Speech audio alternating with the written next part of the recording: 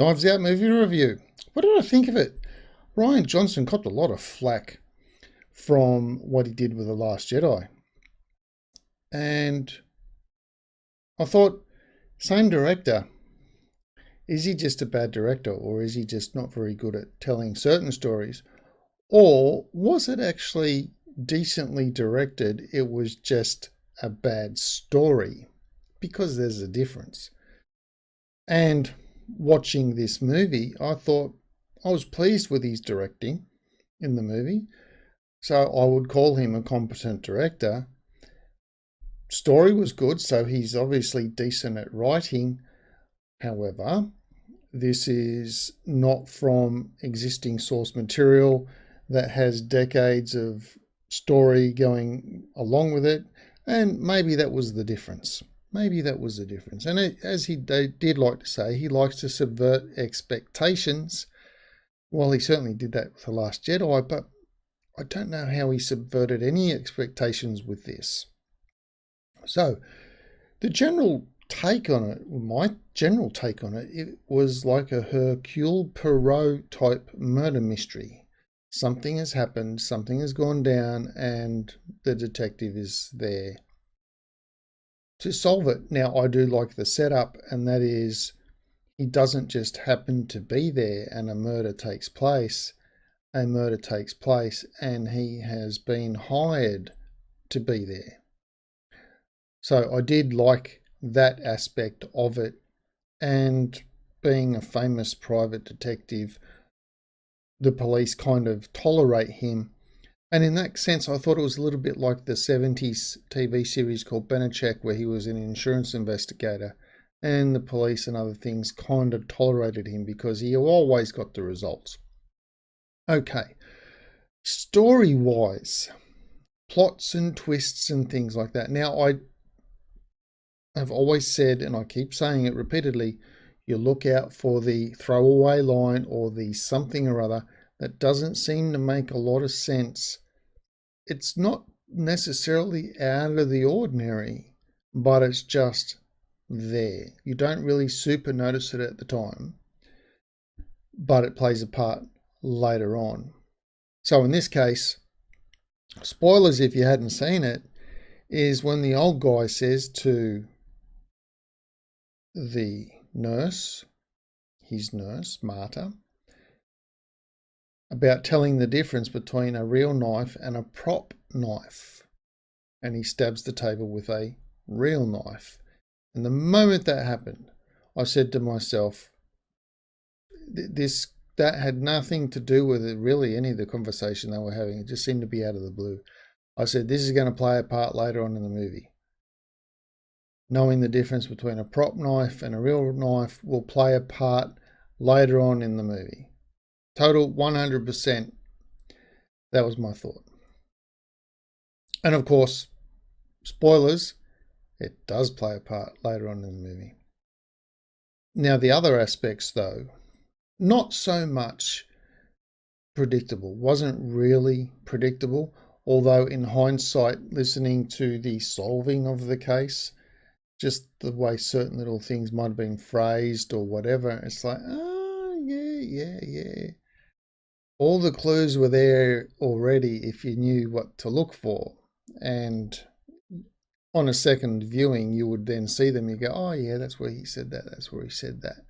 So that was very, very clever. Agatha Christie style to me, Murder of the Nile and all those sorts of things. So overall, from a murder mystery point of view, very enjoyable. What I liked especially, and I've got to give Rian kudos for this, is bringing real world idioms and stances that people currently have, just because, and I'm not saying, oh, it's a movie for a modern audience. I'm not getting at that. What I'm getting at is these are just views that are out there in the world. So if you're a conservative, you're a Nazi. And if you're something else, you're an SJW. And all these sorts of phraseologies were getting thrown about within the movie. That's the part that I actually enjoyed and liked, where those things are kind of floating through the vernacular of the modern language at the moment. And in 10 years' time, they'll probably be not used. But that's just how things go. We have word patterns in our normal language.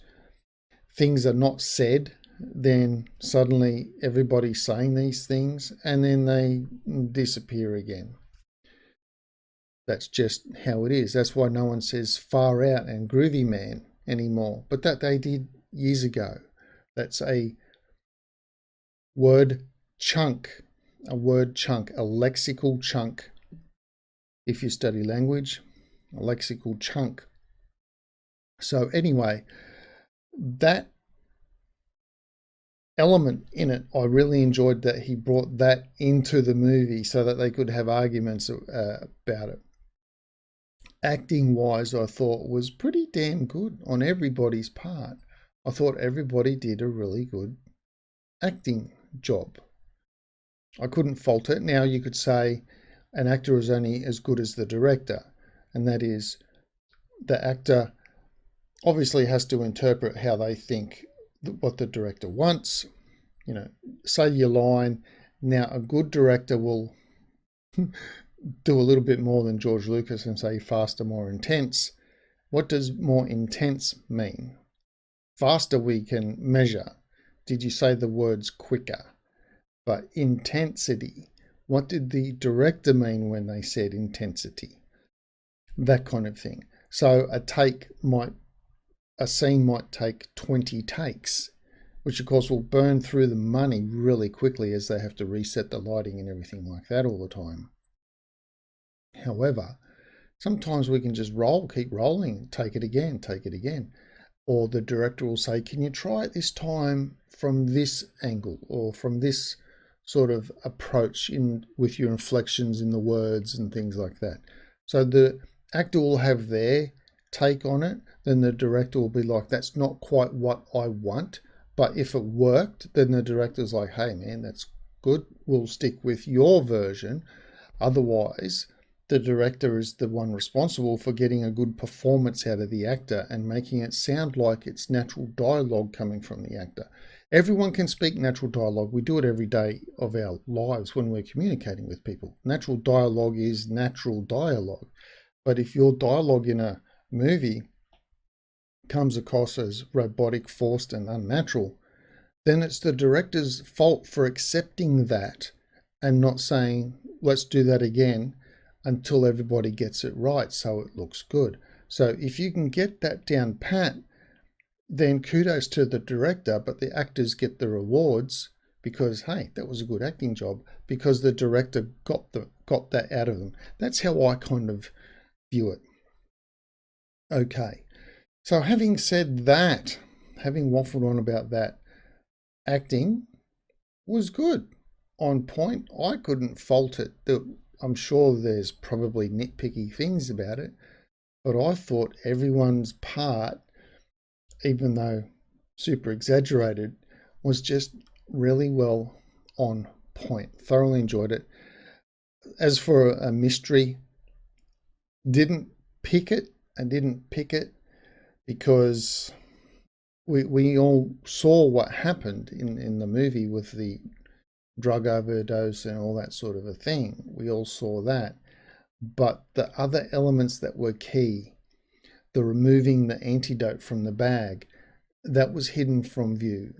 And we didn't even see it in the plot reveal. We didn't see how that happened. We knew something had happened, but we didn't see how it happened. So there was that kind of little element where it's like, hang on a second, we didn't see that part. Some of the other things in the storytelling we heard, dogs barking, so we could have had little clues about that kind of thing, but there were just other things that we didn't see. But having said that, I'm okay with that. I'm okay with it. I don't think those sorts of things are cheats. I think it's okay. You sit there as a member of the audience, as was the like with Agatha Christie, trying to solve the crime with the detective at the same time. You know one's being committed everyone's being kind of dodgy and elusive, you know something's happened and you're trying to find what little plot holes or things that people said here or there that add up to get it to the end, to find out who the main villain is in the movie. So having said that, I enjoyed it, even though it's Rian Johnson. He can't do sci-fi very good, as far as I can tell, but this was good, and he's obviously set it up for a continued mystery solving, murder mystery ongoing series using Benoit Blanc as the main detective to solve them. Now he just has to come up with wild plots and scenarios to make that happen. In any case, that's all I've got for this video. Let me know what you think in the comments below, and thanks for watching.